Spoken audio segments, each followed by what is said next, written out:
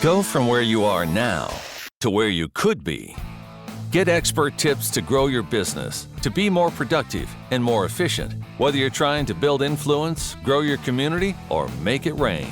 Best-selling author of Nice Guys Finish First, Doug Sandler, can lead the way. The Nice Guys Own Business is produced by TurnKey Podcast Productions. Now, here's your host, Doug Sandler.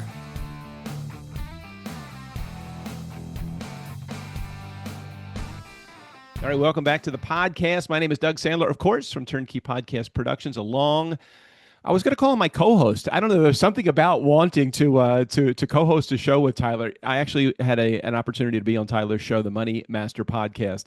I don't know. He was looking for the before. There's a lot of people that are the afters. He was looking for the before. Let me get a real challenge guy out there that has money issues, and then let me work them into the after, and so maybe we'll figure out, am I the before or the after? I think I'm probably the before, at least according to my mom. She's always worried about me. She's like, do you have enough money? Do you have enough time? You know, if I'm working too hard, she'll always say, you really need to relax. You have money in the bank, you're good. And if I'm working not enough, she's like, do you have enough money in the bank? I'm like, is there ever a happy medium for you, Mom? Anyway, we got off track there. Tyler Osborne, he went from the football field to the financial field, and trust me, he's playing offense right now. Tyler is a financial educator, a firm owner, and host, as I just said earlier, of the Money Master Podcast, helping people build real wealth without losing their sanity or their priorities.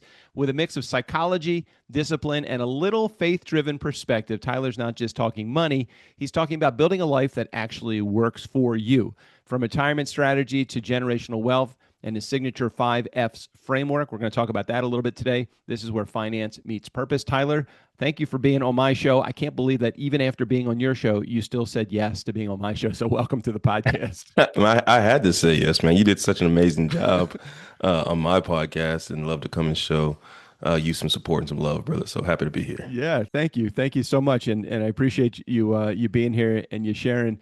So you've done a whole bunch of stuff. Should we start with personal? Should we start with a podcast? Should we start with your firm? Tell me where do you want to go? Give me just the three right there. Wherever you want to go. I don't mind doing the personal. If you want to do the personal, we could do the personal first. We get that out the way and talk about all the fun stuff now, right? That's cool. So where in the country do you live? Let's start there.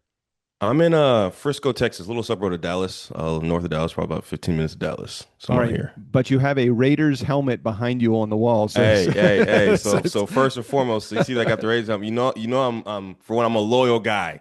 To have a Raiders helmet, in the back. That's actually a signed Bo Jackson helmet. Wow. Yeah, it's actually a signed Bo Jackson helmet. So it's a real signing. I don't know. That's what they told me where I bought it. But excuse me, it was gifted to me. It was told me who gifted it to me. It was signed by Bo Jackson. And it says Bo. It looks like his signature, so I'm assuming that it is. But yeah, so, I've been a Raider fan my whole since I could pick my own team, I should say. Well, your Zoom profile has you in as T.O. For a second, I thought you were Terrell Owens, and then not even close to the athlete as Terrell was. Not even close, man. Short for Tyler Osborne, obviously. Yeah, definitely. But so family, kids, divorced, single. Where are you in the world? Yeah, married, 4 kids. I've actually been with my wife since I was 14 years old, on and off since I was 14. I could Crazy. Say. So, seriously. She told me when she met me, she knew I'd be her husband. And I was like, man, we're 14. How the heck did you? She knew for some reason. I guess I didn't know, but we've been together for quite a bit of time. 4 kids, 18-year-old son, 15-year-old daughter, 14-year-old son, 12-year-old daughter. So boy, girl, Tyler Osborne. So she tells me I can make any type of kid I want. So nice. Superpower of mine. Well, I've been on and off with women for since I was 14. Also, just maybe 6 different women, 2 different marriages, working on marriage number 3. What is the secret to a lasting marriage and 4 kids and remaining sane? Because once they start to outnumber you, dude, you're in a lot of trouble.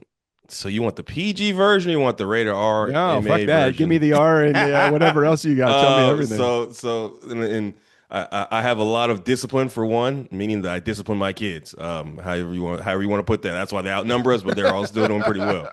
Take that how you want. I just watched an episode of a show called. Shit of you, I think. Yeah, seriously. I watched an episode of a show called Survivor's Remorse. You ever heard of it? No. Okay, so Survivor's Remorse. It's currently like on. It started off on Stars. And then now it's like on Tubi and stuff like that. But it's a show, whatever. It has some actors, and basically the guy in the show, he's a professional athlete in the show. He's like a basketball player, or whatever. And he ends up getting his second contract in the NBA or whatever, and gets traded to a team in Atlanta. And like the closest people to him are his mom, his cousin who's his agent, his uncle who helped raise him, and then his like sister. Right. And then like they're doing like a red carpet event, and they're interviewing his mom, like, yeah, how'd you help him become such a great person that he was? And she was like, you know what? I just used to beat the heck out of him. She's like, she said, I beat him with a Hot Wheels racetrack. Oh my, Just whatever. yeah, Oh, yeah, all yeah. kind of crazy stuff. So I'm not beating my kids like that. Never did that stuff. But I am very disciplined and structured with them for that. And then when it comes to me and my spouse, we've just been together for so long that we know each other very well. So when I need my alone time, she just gives me my alone time. When That's she needs cool. hers, she gets hers. But then we spend a lot of time together. Like I train her, and like when I mean train her, meaning that like we work. I don't work out with her. together. Yeah, Right. no, Right. we don't work out together. I work her out at the I gym. got Like it. I'm not. Yeah, because I got to go do my own thing because we ain't lifting the same type of weight. Uh, Understood. so She's that's probably kind of helped lifting for much sure. more than you, right? Yeah, a little bit. You know what I mean? Same way with my girlfriend. She that's how we actually met. She was my personal trainer, and then I ended up getting divorced. And I'm like, JJ's kind of cool. Let me give her let me give her a Right. call. See, Call and, her, and that's so it exactly why I started. train my wife because of stuff like that. So that Kim was get like, it. you know what, I I get want to it. get a personal trainer. I was like, you know what, nah, I'll train you. Forget all that. Ain't nobody gonna be spotting my wife doing squats but me. When you were little, like Mhm. I mean really little, like when you were like 5 and 6 and maybe even 10 years old, do you feel like your parents had a good relationship with money? Or did you learn that after? I just think I come from a Jewish background, so everybody always blames it on my faith because they always say, "Oh yeah, the Jews, they got all the money in the world." It's like I'm like, no, my mom just taught me like before I went to college, like if you use a credit card, pay it off at the end of the month. Don't be carrying any credit. And if you have a checkbook, make sure you balance it when you had to balance your checkbooks before it was done automated. So, how was your relationship growing up with money? And was that as a result of what you witnessed through your parents, or was it something else? Definitely something else. I didn't know we were necessarily, I guess, broke until I was probably like a teenager or so. But we never really had conversations around money in my household.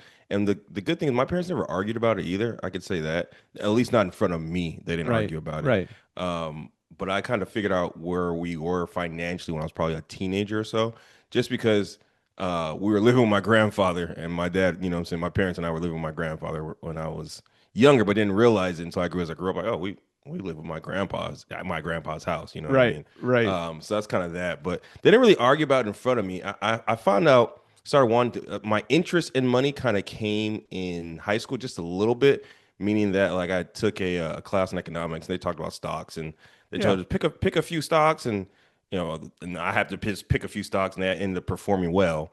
And I was like, oh, that's cool. But I still never really wanted to get into it at that point. That was just kind of like my Right. first little instance about it. But no, they didn't really teach me about saving money or anything like that. Unfortunately, I wish they would have, but they just didn't at all. It wasn't until I got to after college is kind of when I got into finances and I, things like that. I think that money is like a big puzzle to me. I mean, it's one of those things where, you say the word budget to most people and they think restriction. I hear the word budget and I think freedom. It gives me the ability within a certain category that this is where, look, our entertainment budget this month is this. Our grocery budget is this. We have a budget for gas and electric. We have a budget for a pool guy. We have a budget for our mortgage. We have a budget, everything has a budget. I look at it as freedom, and JJ, my fiance, looks at it Hmm. as restriction. How Hmm. do you teach whether it's your kids, your family, your clients, how do you teach them about budget? If I said the word budget to you, what does it mean to you? First of all, I believe you are on the correct path when you say budget gives you freedom. Kind of reason why I titled my show Money Master. I want you to master your money so money doesn't become your master. Because I truly believe a lot of times people are living slave to money, meaning they're going to do anything for it. They got to do this. They're pulled every each way based upon the amount of money that they have, and they don't know how to handle it properly. Instead of telling your money what to do. So when it comes to budgeting, I believe a person should definitely have one. I believe it's called the 7-10-20 rule, which just talks about you live off of 70% of your income, 10% off of it. You go ahead and save or invest, and 20% you go back to paying off any debt. Now, let's say you don't have any debt, you can go ahead and reverse that around, and 70% live off of, 10% you go ahead and give. I believe givers gain, and then 20% you go ahead and invest and save. So I believe that can be a good strategy for someone who's just starting off trying to figure this thing out. But that's probably one of the simplest ways I could talk to somebody about it who doesn't have one yet. If they don't want to go into all the details. But I'm big on tracking things, man. I believe if you want to attack it, you got to track it. That's just kind of my motto. Yeah, yeah, and that can be measured, can be controlled. Also, I'm a big believer in that, and I love, I use like QuickBooks. Even though I have an accountant, I use QuickBooks, and I'm like, hey, this is cool. I get to track where all my expenses go. And I'm not a big spreadsheet guy. I hate spreadsheets from a work perspective. But for my budget, my monthly household budget, I have everything written down every month. I'm like, check, there's the mortgage, check, there goes the cat sitter payment, check, there goes the cat food, check, there goes the money, whatever it is. And the challenge is oftentimes that, and I'll just relate to and I know my community has heard me say this many times before about my own personal life, so I'm not afraid to share it anymore than I've always done it. JJ, my girlfriend, she is a spender. She likes to spend money. She does not like to think about money. She doesn't want money controlling her.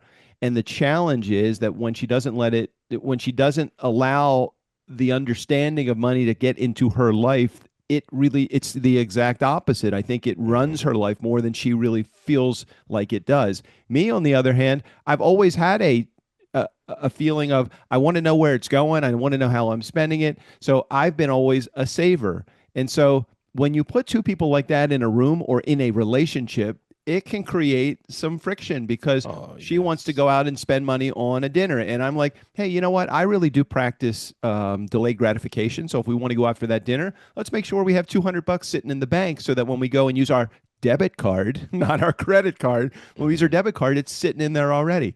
How do you deal with that I'm sure it's something that you have to deal with clients all the time. Absolutely. A lot. So when it comes to couples, there is always a spender, there's always a saver. And it's very rare that I see both of both. Right. But there are instances where I do. Like I meet both our spenders, like, dang, how are y'all both spenders? And then all times I meet people who are both savers, but it's usually one person's a saver, one person's a spender. And then a lot of times you have to do is you kind of have to go ahead and kind of reverse engineer it back to what is it that they ultimately want, right? What do you ultimately want one day? And a lot of times when they tell you what they want and you break it back down to what they're doing, what the hard conversation is with the spender is always going to be like, they feel like they're limited to what they can go ahead and do. And the saver, you're very similar to me in my relationship. I'm the saver. My wife likes to be the spender. I believe in delayed gratification as well. So a lot of times, especially when it comes to eating, now I'm like, well, what do you want to eat? And she'll explain. I'm like, man, I can probably cook it better than they can. Right. And think about it too. Let's say you want salmon and you want to have a nice salmon meal. You can get a nice piece of salmon at the store, get 16 ounces. You both can have 8 ounces, which is a lot of salmon. It's more than they'll serve you. They'll usually do a 4 or 6 ounce portion at the restaurant. And they're serving it. Their cost anywhere between $25 to $40 for that piece of salmon. And then they'll serve sides above and beyond that. So by the time you're done and you have a drink, by the time you're done, you're easily over $100. Where if I did that at home, I could do it for well under $30 for everything. Oh yeah, but you got the prep and it's not quite as fun. And I'm like, no, I have a really good time when I know I have that $70 extra staying in the bank. For that $100, I can have a whole lot of salmon. Right. Exactly. With some leftovers. I ain't just got to eat the 4 ounces. That got some salmon for the next day and the next day as well. Like, and with a family of four, you go out with a family of four, 6. I'm sorry, 4 kids, 6 of you total. Yeah, man. It gets out of hand. And your kids, kids want appetizers. They want desserts. Absolutely. They want a fun lemonade drink. And they want all that. Mama always wants, I want that old fashioned or I want that martini. It's like, I don't know. By the time you're done, it's $200 at least. I didn't realize until after my 4th child was born. When you start going to restaurants, you have 6 people, they automatically just take gratuity from you. There's no like, I was like, wait a minute. Parties of 6 will automatically. Automatic 18% automatically. Wait a minute. Oh yeah, you got a party of 6. Like, dang, there's 4 kids meals here. What are we talking about? Right. Right. But that's just how it is when you have so for me, eating out, it's easily $200 to $300 usually. Whenever we do it. But I do a lot. I think we talked about this before, or maybe we didn't.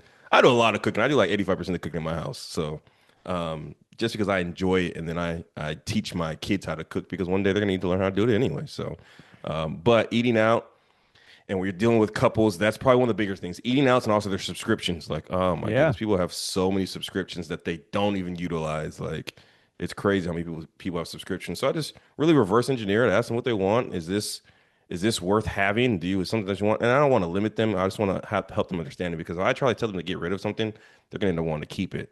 But if they come to the conclusion like, yeah, dang, I really don't probably need this, or I could do this, or I can get, it's not about cutting back necessarily. It's Right. just about Right. having a clear understanding of what you're doing. I think when people get a clear understanding of what they're doing, they can make the decisions of cutting back on their own instead of me Right. being their boss and telling them what to do. So that's not what I want to be. Yeah, I mean, you can look at just somebody's subscriptions alone, and it tells you a lot about them. You look at somebody and they're spending $300 a month on subscriptions, and they don't even realize. They might say, "Yeah, what are we spending? Like $50 on subscriptions?" By the time you're done adding everything up, you're spending $300 before you even have paid yourself that 10 or 20%, depending on which direction you're going. Yep. I remember in the early '90s, before I hit this world of self-employment, which I have become self-employed and have been unemployable for the last 35 years or so. Mhm. But I was in the mortgage business, and I remember that the doctors would come in for their mortgages, and the professionals, the attorneys and accountants and financial planners would come in to us for mortgages, and they would be bringing in a huge amount of money, 200, 300, $400,000 or more, let's say. And these guys, they had the $1,500 Porsche payment. They came from either a rental that where they were spending 4 or 5 grand a month on. And I'm going to make a comment, and I just want to hear your feedback about it. If I make the comment is, generally people are broke. They're just broke at different levels. Oh yes, So unfortunately, that is why so is true. that? And tell me what you think about what that comment means to you. Yeah, it's called lifestyle creep, dude. And unfortunately, what happens is when people start making more money, instead of saving more, they just start spending more, right? So, like the doctor you're talking about right there, so he probably went from being in medical school, barely making any money, to all of a sudden he got his first, Right. his first job as a doctor somewhere, going from making basically no money, being in debt, to now he's making 300,000, 400,000 a year, and he's like, shoot, I got to find a way to spend it. Gotta So get even. I gotta get exactly even. right. So he finds so, and they will find a way to spend it. So now they're having large checks come in every month, but at the same time they got nothing saved. It's because a lot of times their mindset wasn't taught to start saving money as they get more. Some of them are just they're spending more as they get it. So what happens with those type of people, man? And those sometimes are tougher because they're like, well, man, I make money. I'm like, well, how much you got to keep? How much of it have you kept? Because based upon how much you make and you're spending, you're going to be 60, 70 years old and still be broke. You're Yeah. going to be still working. And I think people like that, they really need someone like myself. It doesn't have to be me. I'm just saying in general, they need someone like myself because they could take so much more advantage of it by just starting to save, You know, I or think invest for themselves. think about it. I mean, your role as an advisor is almost as much as an advisor as it is as an accountability coach. Yeah. I think I would have a very hard time going through talking to my financial planner and following his instructions or following his advice and going back to him on our next meeting and saying, how'd you do on the advice, Doug? Well, I didn't follow any of it, but Hmm. I'm still feel good about myself. And of course he's going to pat me on the back and say, hey, no worries, you got time, but you have less time than you did a year ago when we met last time, or 6 months ago when we met last time. So I always think about, if you would just have someone in your life that was an accountability coach, an Hmm. advisor, no matter what you're doing, whether it's financial planning or podcasting, Yep. it's a great way for you to at least deal with a professional that actually has been through the steps before, so that can help you. And also at the same time, it works towards your advantage as you get a little bit older. Yeah. People that come to you in their 20s, they don't have everybody in their teens thinks they're immortal. Anybody in their 20s thinks that they got plenty of time to retirement. When you get to your 30s and 40s, and I'm in my 60s, when you get to 60, you think, geez, have I done enough? And even though I've always been a saver, I Hmm. still think, Well, the variable is how long am I going to live? That's an easy question. How much am I going to need in retirement? Well, the harder part is how long are you going to live for? It's Yeah, like, that's true. okay. So how do you get somebody that's in their 20s to listen to you? Well, you got to start with your kids first of all, but how do you get to beyond your kids, talk to your clients in their 20s? How do you get them to listen to you when it comes to thinking about advancing their life down the road 30 or 40 years? A lot of times, let them know we don't have to start large. We can start small. Because when it comes to finances, it's not about the amount, it's about the habit. Once people start getting to the habit of investing and saving money, it becomes a lot easier. A lot of times when I meet someone that's, let's say they're in their 30s or 40s that haven't already created this habit, that's harder to go ahead and start for them because they've Yeah. been making money for a while. Yeah. So the earlier I get them, it's a lot better for the person. Just because you can start off, let's say you're, 20 years old, you start saving 100, 200 bucks a month or investing in 200 bucks a month or so, and you can do very well just starting off with that. Yeah. So for them, I tell them how crucial the habit is of saving money, and then I teach them about the rule of 72, which just teaches compound interest, and that's just it's going to take time for this to compound, Yep. and the sooner you start, the better it'll be for you. So for me, whenever I come across a client, it's never about me really trying to sell them anything. I'm big on educating them because I just believe once a person is educated, they're just liable to make a better decision. A So hundred percent. yeah, so I educate them. I got what I say three phases of money: the accumulation phase, the protection phase, the distribution phase. The accumulation phase, we're talking about, hey, this is where your money's going to be. This is how your money doubles. We're talking about the rule of 72. The protection phase is three ways your money can grow: fixed, variable, or index. And then the distribution phase, we're talking about how your money get distributed based upon taxes: tax now, tax later, or tax advantage. So, Mm-hmm. how do you want your money to be? You want it to grow 1 to 4%, or you want to grow from 6 to 12? You want to go ahead and have it fixed, variable, or index? You want to be tax now, tax later, or tax advantage? So, Man, you are so talking my language. And then there's a bunch of different products that you can use too, whether it's just, straight savings account, whether mhm. it's stock market, whether they're annuities, you have insurance. Insurance is a great financial product as well. I bought whole life insurance in the early 90s. And anytime I borrow a loan for myself. It's Yeah. the best thing to do. I think it's called something like the infinite banking system. I'm not really into the IBS, but Yep. I do understand the concept of it. And my kids, if they ever need money, rather than reaching out to me with a handout, I say, well, you have future inheritance. You can borrow against it, but you need to pay it back, because if you don't pay it back, you won't have that when I go. So I would encourage you, if you borrow that, to pay it back. And I'm watching every month because they're borrowing against their own future inheritance. I'm watching the policy and all. That's awesome. I just think about, like, I started my kids in their probably even pre-teen with the concept of what money is all about. And my Mhm. son, and both my kids, my son and my daughter. My son is 30, my daughter is 33, and I think about how excited my son gets when he sees things like, hey, I'm contributing 15% of my income is going to my 401k, and they're matching the Mhm. first 5% dollar for dollar, and he's watching it get to 20,000 and 30,000. He's like, Dad, I got $100,000 in the bank. And I'm like, he's 30 years old. Oh, Yes. God, to have that at 30 years old and to think about all that time that they have, and I'd love to hear your thoughts about when somebody comes to you and they're not contributing to their 401k. What are you telling them, or what is your concept? What is your feeling about contributing to any type of employer savings program? I'd rather you have that than nothing. First That's of all, right, I'd exactly. rather you have that than nothing. And my question is like, why have you not contributed? Because there's probably some type of root mindset or belief behind that.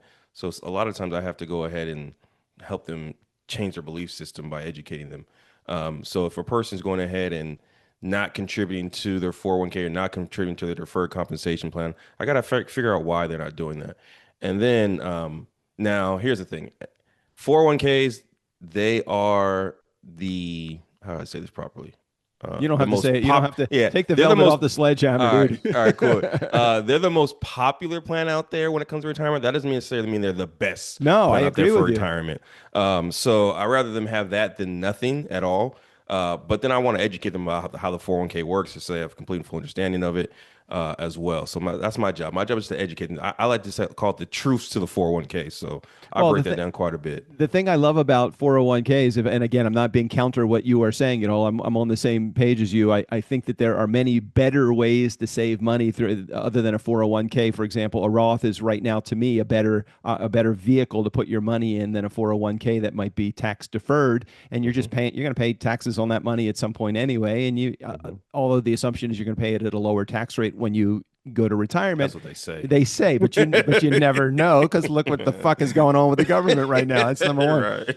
So, I think about it, and let's say somebody's bringing home $500 a week as a part of their check, and they get the 401k, and now they're bringing home $450 because they're contributing, let's say 10%. So $450 they're having taken out. Well, I needed that $50. They say. Well, I say just go with it for just 3 weeks, just 3 pay periods. If you get paid weekly, you will not fucking miss it after 3 weeks. And they're like, dude, I haven't missed that ever. I don't even. And then when you get a raise, I'm like, now contribute more to your 401k, or put it in another vehicle. Pretend like you did not even get a raise. Take that extra $5,000 that you're getting a year and just put it into a Roth, or put it into life insurance, or put it into anything other than your pocket, because you're going to spend it. So curious what your thoughts are about that. I'm a believer in automatic savings.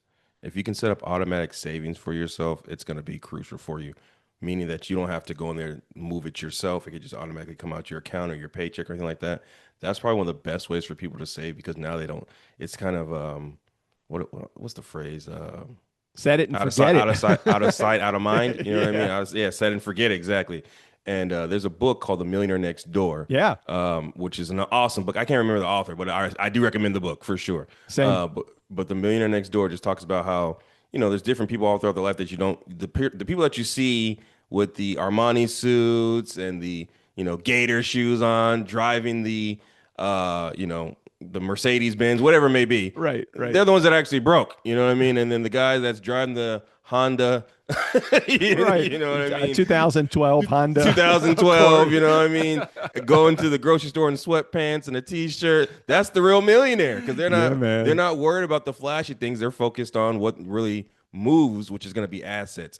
But it talks about in the book just having automatic savings. And I've been a firm believer of that for years, that setting that up is a strategic way to make sure that you do grow ahead and grow your retirement, grow your wealth, and ultimately your net worth as well. So can we talk about the podcast for a couple of minutes? Is that okay? Absolutely. All right, cool. This is your podcast. You ain't got to ask me what to talk about on your podcast. We're going to talk about it. Well, I want to be kind. We'll get to it eventually, but shit, man, you don't have to be kind to me. Just tell me, fuck no, I don't want to talk about the podcast. Let's move on to something else.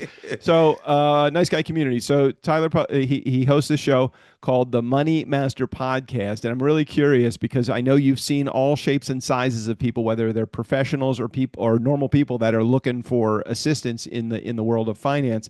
What's one money lesson that you wish every listener would actually take action on? If they could take action, let's give it to my audience. We're just going to summarize your podcast into one piece of advice. What would it be that you want every listener to take action on?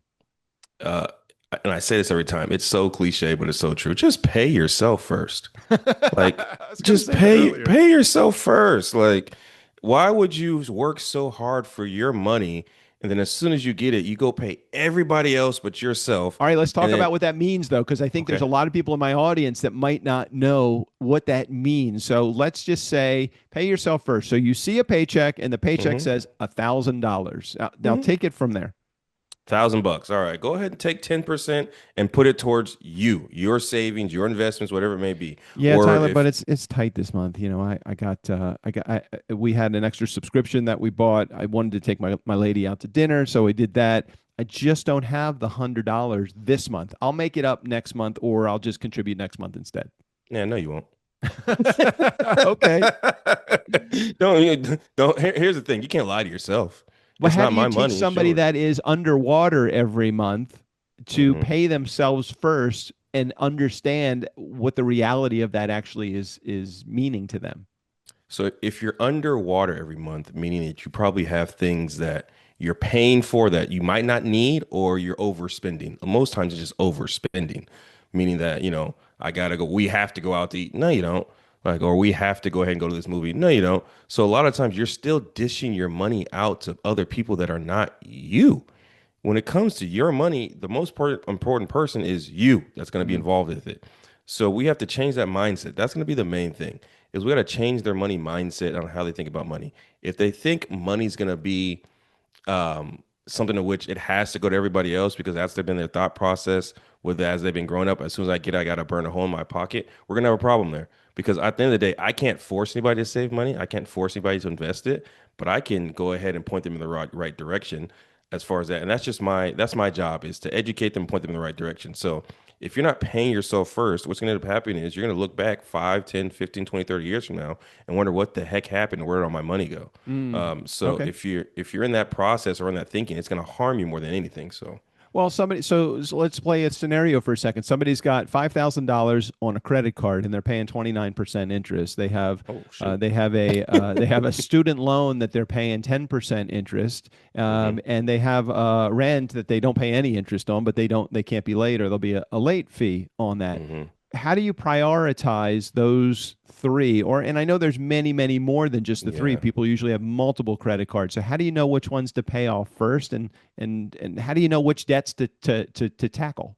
Oh, I love these questions, man. So there's a strategy we use. It's called the debt snowball effect. And what we're going to do is look at basically the interest rates of what you have based upon your debts. So we want to attack the highest one first and pay the minimums on the rest.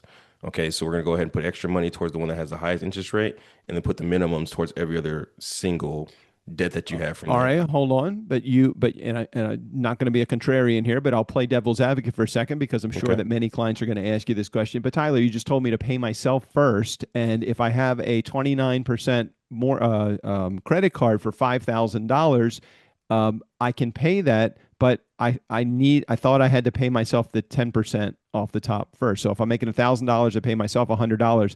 How do I attack that credit card debt? Put that $100 to the side and then let's start attacking everything else. Okay, so still pay Yeah, myself first. absolutely. Because you say if you're making 1,000 a week, I'm not you right. If you said you get $1,000, I don't know if a person get paid weekly, bi-weekly, it doesn't matter. Right, Or right. regardless, it doesn't matter. I'm still paying myself first. Now, if it's not the 10%, we got to start somewhere. 8. We got to do something. We got to Okay. start building that habit. We have to do something. There should be no way you spend all your money then say I got this left over to go ahead and save. That just sounds foolish to me. So we have to do that. And nowadays too, if you feel like if a person is in a situation where they're not making enough, there's so many different ways to go get a side gig now that Yeah, you man. could start, making more money. What I find out is this: most not now. Some people do have a savings problem. A lot of people do have income problems as well. They're just not making enough money. So if that's the case, we need to go ahead and help you start making more money that you could start saving it. So if you do go get a side gig, what you do with that side gig is you actually save that money. Don't spend it and just start making more expenses as well. So true. So true. I love the concept of yes, you need to tackle your high interest rate credit cards or whatever it is that's the highest rate. You have a loan, it's with and companies make it so fucking easy for you now. Klarna and all, hey, we'll give you 4 months of interest free. I will absolutely take advantage of every 0% rate finance. Tyler, I cannot tell you the last time consumer debt, I paid any percent on consumer debt for anything that I've ever borrowed. But I will be happy to take advantage of those fucking banks as much as I can, especially the banks that are like, hey, you put $25,000 and you get $750 bonus. All you have to do is keep it in here for 90 days. I'm like, hell yeah. Thank you for the $750, I'm gonna Chase. close the because- account after. Right. Then just close the account or do whatever you were going to do with that money. But the other thing that's interesting is that most people, unfortunately, get caught up in the transfer your money to our credit card for a low introductory 12 months at 0%, and then you'll be susceptible to the higher interest rate at the end of the 12 months. Most people are like, they're just going to, on top of all that, they're just going to spend more money. It's 0 fucking percent. Of course I'm going to spend more money. But then at the end of 12 months, they're stuck with the same 29%, except it's worse because now they've put all this other stuff that they thought was going to carry on at 0%. I don't understand why people put themselves in a position to lose. I feel like the banks, yes, they're against you. They want, and look, the banks are in business to make money. but it doesn't mean that we have to fall prey to their mechanisms. Thoughts? I agree. I use the banks before they use you. Like that's definitely my thought process. Especially when they're giving out points and airlines points and restaurant points and cash back. Like if done properly, you should be using that to your advantage, Oh yeah. not being taken advantage by people. Also, when it comes to debt, I think people use debt the wrong way. Consumer debt's probably obviously, in my opinion, the worst type of debt you could have. Terrible. You should be using debt to purchase IPAs, which is income producing assets.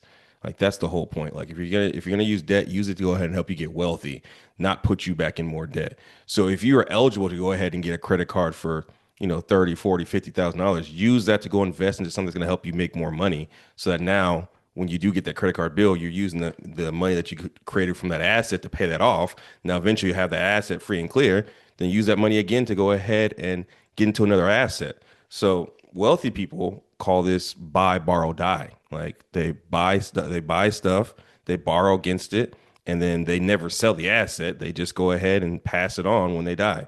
And that's what people should be doing when it comes to their debt. Use that money to go ahead and get more income producing assets. Another great book that you just reminded me of as you were sharing that is Rich Dad Poor Dad. It's the same concepts. It's like buy the assets that even if you take on debt, you're using those assets to help you later on to buy more stuff. Yes. That is again another. It's really fun to play the game of how much money can I make Mhm. passively. I love that. Yes. I love having rental properties. I have 4 commercial properties. I love having my own piece of real estate that I'm actually living on and can borrow against if I want to. I love insurance policies that have cash value that you can borrow against. Anything, nice guy community, anything that you can do to put yourself in a position to make money and then capitalize on that. I'm telling you, a car is a depreciating it's a depreciating item that you're going to have sitting on your driveway that the moment you Mhm. drive it off the dealership lot and spend $40,000, the moment you drive it off the lot, that car is worth $30,000. Yep. Go out and buy yourself a classic Ford that might be 50 years old and spend $5,000 on that. If you really have to have a vehicle that's cool, drive that around and sell it 5 years later for 10 grand. The Yep. best way to buy an asset is one that appreciates. Why would you fucking want to buy something that doesn't appreciate? Yeah, exactly. And on top of that, nowadays you can go buy a car and put on what do they call it, Turo, and That's a car right. started making money for you. You know what I mean? So instead of just having to sit around doing nothing if you're not driving it, but definitely, man, you got to go ahead and use debt to your advantage, not let it take advantage of you. All right, so you started this podcast. You have how many episodes of it out there now? Man, as of today, we just released episode 73. As All of right, today, so a little over a year then, or a year and a half or something like yeah, that into about it. a year, yeah, a little over a year and a month or so. So talk to our community about like what kinds of things they could expect if they're listening to your show. Because I really want, for those in our community, I had a chance to be a guest on Tyler's show, and he has some great questions. And it's what's really cool about it is it's not a formulaic show where it's like, okay, I've examined the 10 questions. I know prepared going into this interview what the 10 questions are going to be. Tyler just has a conversation with you, and he's really a great host of the show, which was why I wanted him to come on our show too, because I wanted to see him see how it's actually done the wrong way so that he can actually do it the right. So, but a really, really fun host to have, ask questions to. So talk about the makeup of your show format and what people could expect when they're listening. Yeah, so I interview elite performers, entrepreneurs, professional athletes, and we just really just talk life. I learn more about their journey, how they got to where they at, how they became successful, tips they can go ahead and offer anybody else. And we talk financial education as well. So on the podcast, I'll be interviewing different people, talking financial education, and different ways how you can go ahead and help yourself, whether it be personally or business wise as well. When you started the show, what was the idea? Like what got the bee in your bonnet for you to say, "Oh, I want to do that. I think having a podcast would be cool and being a host of a podcast would be cool." What was the motivation behind it? It wasn't even my idea, my marketing team. Someone Ah, was okay. like, They you said know you what? You should probably open a podcast. I was like, yeah, I like to talk. All right, let's try it. So I remember my very first episode, I was so nervous. I was like sitting in front of the camera, talking, and I was just like, what am I doing? And did you then get that I just kind imposter of got into the syndrome? Like, groove. why, what am I doing? Yeah, like I'm sitting there, as I'm talking, at like middle of me talking, like, what am I doing? And then I kind of went back, watched and listened. I was like, huh, okay, if I do it this way, I'll sound a little bit better. And I just started, critiquing myself over time, and I felt like I was getting better at least. And Right. I want to say probably my first 15 episodes, it might just be me talking. And then I finally was like, I need to get some guests. So I just started reaching out to people that I felt like were interesting individuals and wanted to learn more about them and their journey and things like that. One of the cool things that I've picked up through podcasting, and I'm sure you're learning even early on in your journey. We've been doing our podcast now for 11 years, and I don't know, Wow. 17 or 1800 episodes of our show. Wow. So one of the things that I realized was that, there's a lot of really cool people that are out there that are almost untouchable. If I'm just a regular guy picking up the phone, I could not call Gary Vaynerchuk and say, "Hey, Gary," or "Hey, Ariana Huffington, would you want to be, would you have a conversation with me?" But once you have a podcast, you become a media company and you own your own media company. And I love the fact that I could call any publicist that represents anybody and use the credibility of 1,700 episodes, or in your case, 100 episodes, or whatever it is. You can use. Look, I told you this when I was on your show. You've passed the milestone that most people quit. 12 or 13 episodes, pod fade. The second time is right about where you are now, about a year into it, and people are like, "I'm 50 episodes in. Like, I haven't attained my goal yet." So, I think that there's got to be a better way to do this, or maybe I'm going to stop podcasting. So I think about all of the cool things that I've been able to accomplish with my podcast that I never thought was even possible when I first got started.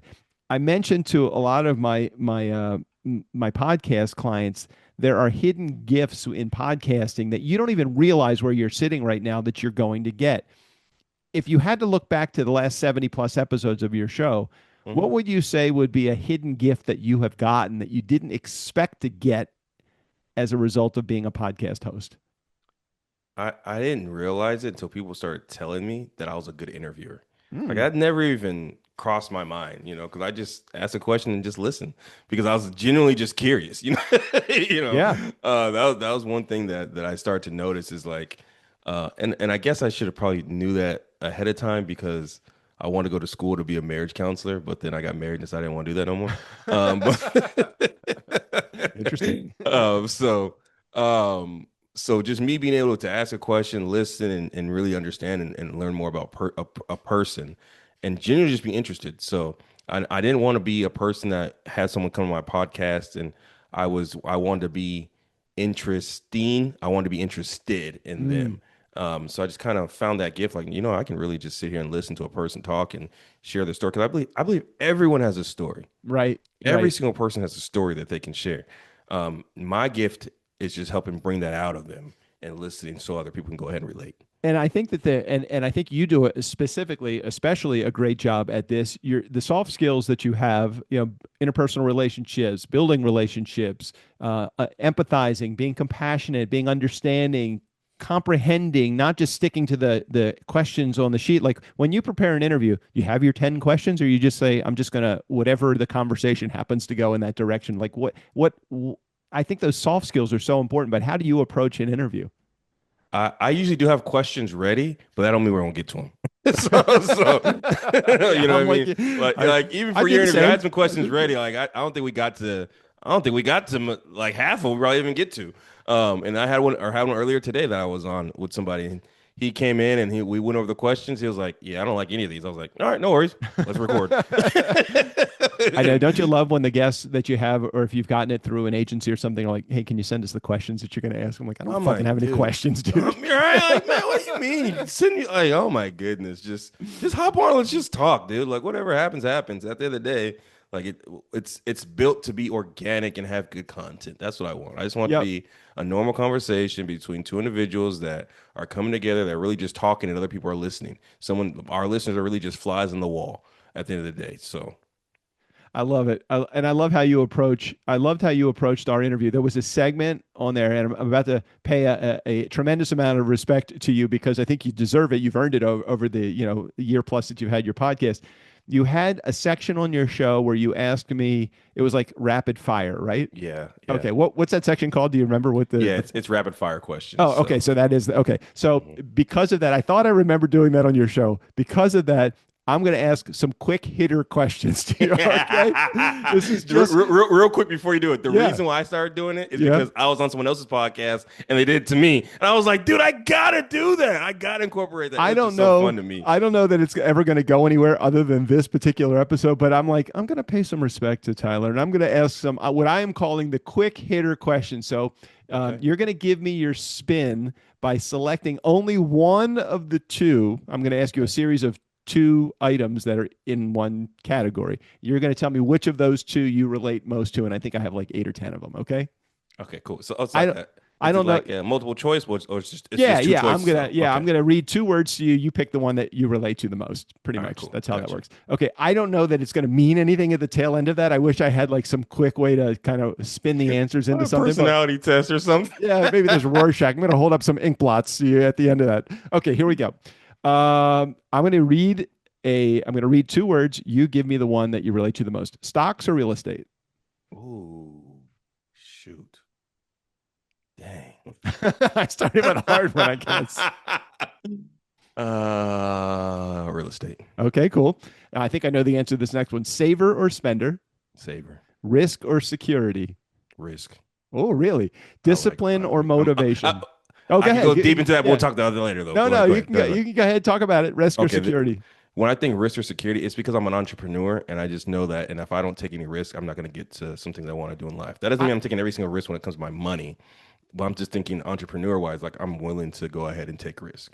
I am like, it's funny. I am like the anti-entrepreneur. I have been an entrepreneur basically my entire life. However, I am the safest. I like take no risk. I don't like to take any risk, except I don't mind taking risk in like diversified risk is okay. Like for me, I'm like, okay, well, I'll go into the Magnificent Seven, but that doesn't mean that I won't also have some mutual funds and some more longer performing stocks.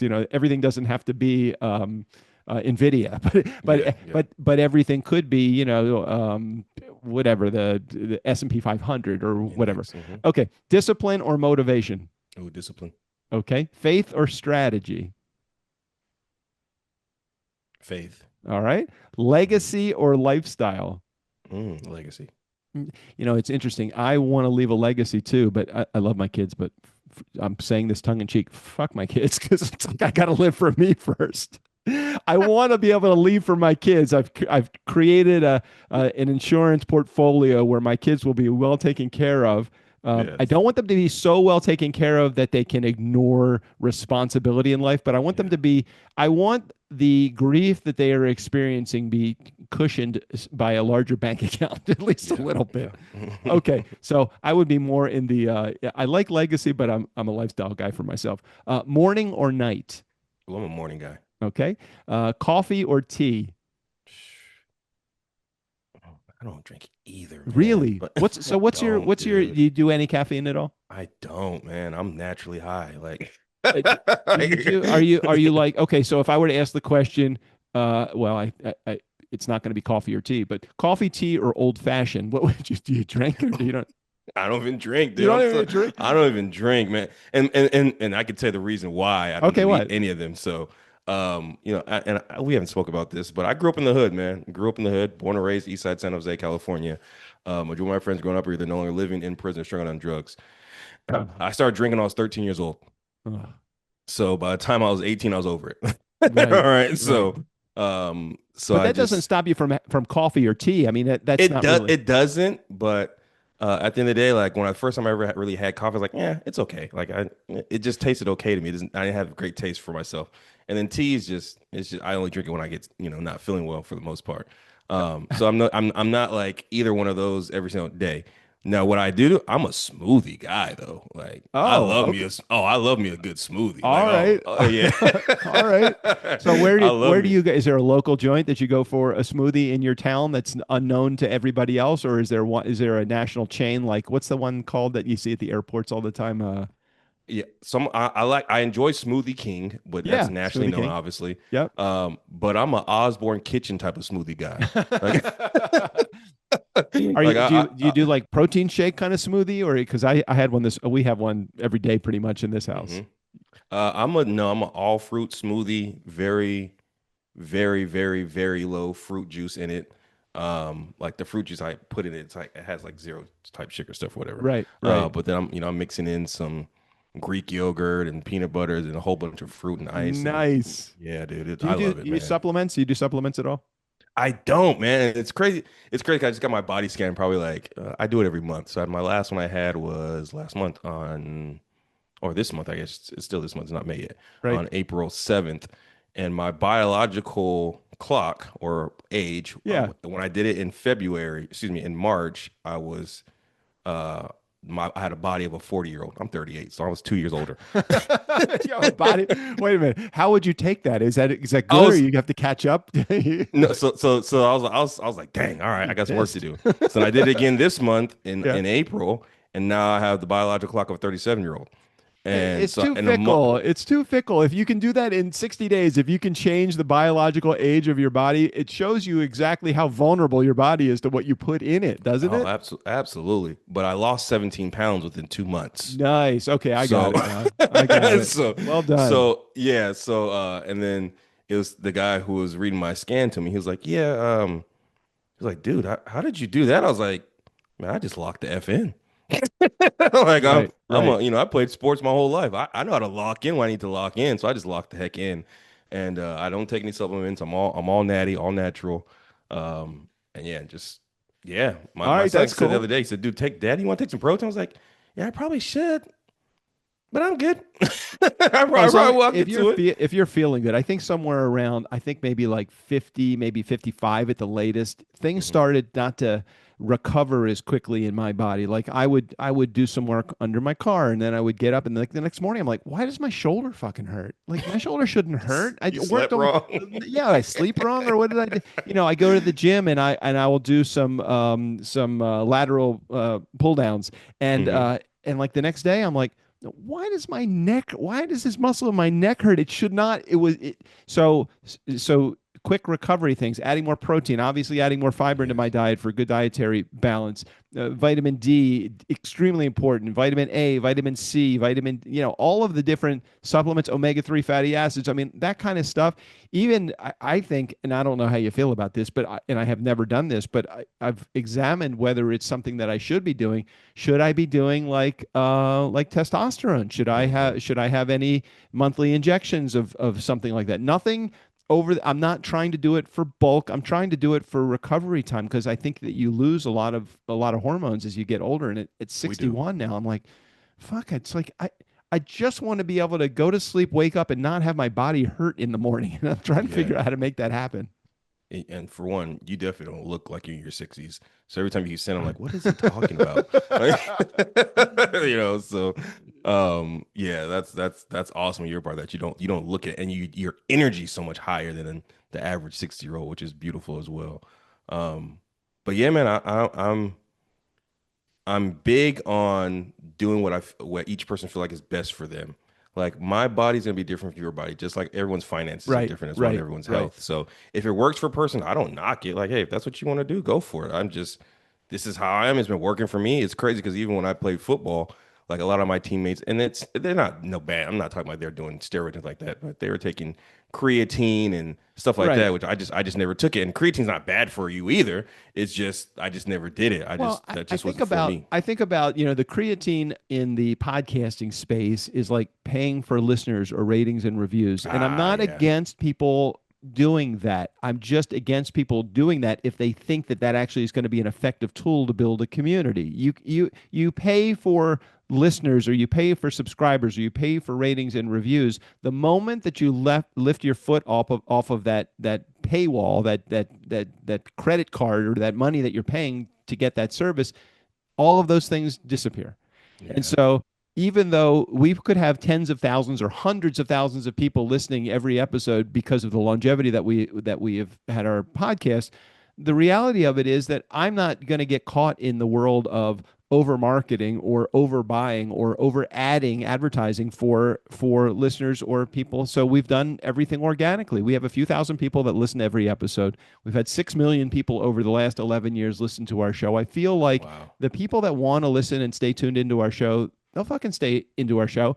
And I feel like if they don't like me because I either talk too much or don't give the guest an opportunity to say their answers, or because they don't like me personally, I'm like, you know what? If you're one of those people, I don't need you in my audience. Goodbye. It's fine. I have the right people in my audience that makes me a healthy living, that makes me healthy relationships with the people. And I feel like we really do a valuable service, provide a valuable service to those in our guest seat as well. And I really appreciate you sharing. I did not even come close to asking all of my quick hitters, though. I got 4 more. Can I ask 4 more? Absolutely, okay. Of course. All right. Coach or player? Ooh, coach. Okay. Book or podcast? Podcast. Podcast. Okay. Hustle or balance? You said what now? Hustle or balance? Oh, hustle. Okay, he's a hustler. And lead or follow? Lead. So I probably would have gotten maybe 7 of those 12 for you, right? But for some reason, I was thinking, when you said coach or player, you said coach. I was thinking, you've mentioned football a number of times in this. I was thinking, he wants to be a player. He definitely would be a player. The thing is, and it's funny you said that because, yeah, the younger me would have said player for sure. Right? Absolutely. Right. But I'm in a different stage in my life in which, like, because I currently coach my kids in life, in just in general, you know what I mean? Whether that be in their faith, our family, fitness, finances, fun, our 5 Fs. But I'm always coaching. That's just kind of where I'm at in life now, is coaching, and I enjoy it, man. I enjoy seeing a person has a point of view, but being a coach, you have you could view the whole picture. So it's a little bit different, and I just kind of love that portion of it at the moment. And even it's funny because even when I was playing, like, we'd have little, what's it called, events in which we'd have to coach kids and stuff like that. And I just always loved it and enjoyed it. I enjoyed it so much. I wish, especially when it comes to sports, that if a person could coach before they play, they'd see the game completely differently. Oh, sure, for sure. Yeah, man, you'd see it completely differently. So, Tyler, this has been the fastest hour in 20 minutes that I've ever had in my, normally my interviews are like 20, 30 minutes, not because I feel like I can't get any more content out of my guests, but more because I feel like I don't want to push the conversation. And the last hour, which is so untypical of me to have a guest on the show, this has been so rewarding for me, much more rewarding for me, I'm sure, as it has been for a guest for you to be on the show. What should I be asking you, or what do you want to share with my audience that would be helpful, more so for them than just for me to hear an answer? Because I've been asking you questions like, it fits into my life pretty well. So what's something that I should have asked you that I didn't ask you? I'm big on what are called the 5 Fs. That's what my foundation of my life is. I've been around these 5 things, which stands for faith, family, fitness, finances, and fun. And I just truly believe a person can do all those in one day, and can continuously get better in all of those in one day. And I just want every single person listening to the call right now, or listening to the call but the podcast, just focus on getting better 1% in those areas every single day. And then 100 days from now, you'll be 100% better. So that's what I want to leave people with. Yeah, man, that's awesome. And if somebody wanted to get more information about your 5 Fs or any program or anything that you are doing, I would absolutely recommend that you listen to Tyler's podcast, and I'll make sure I put a link in the show notes for that as well. But is there anything that you want to share, leave, provide? Yeah, they could get a hold of me, moneymasternation.com. That's the website for the podcast. So go check out and listen there.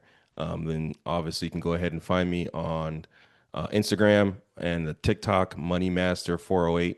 There are not 408 or 407 other Money Masters out there. It's just sounds like the that area code from where I'm from. Yeah, it sounds like that might be an area code.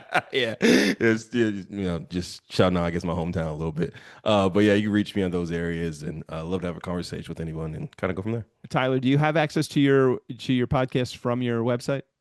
Yes. As soon as you go to the website, you could go ahead and check out the latest episode as well. Then, but we're everywhere. Apple's, Spotify, all the places, dude. We're everywhere. I got it. So I'll put a link in the show notes. So I'm not Nice Guy Community giving you so many places to go that you don't go anywhere. I'm just going to give you the MoneyMasternation.com podcast. I'll put a link in the show notes so you have access to that. Tyler, this has been a great conversation. We got to figure out ways to do stuff together, whether it's webinars for people, master classes, anything like that. I really think that we play well together. I agree, man. You're such a good conversationalist, easy to talk to.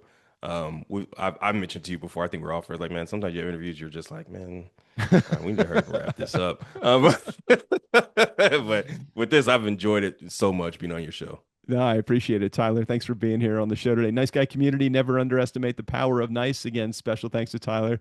All of his information will be right there in the show notes. Steve O'Brien, go ahead and take us out of here.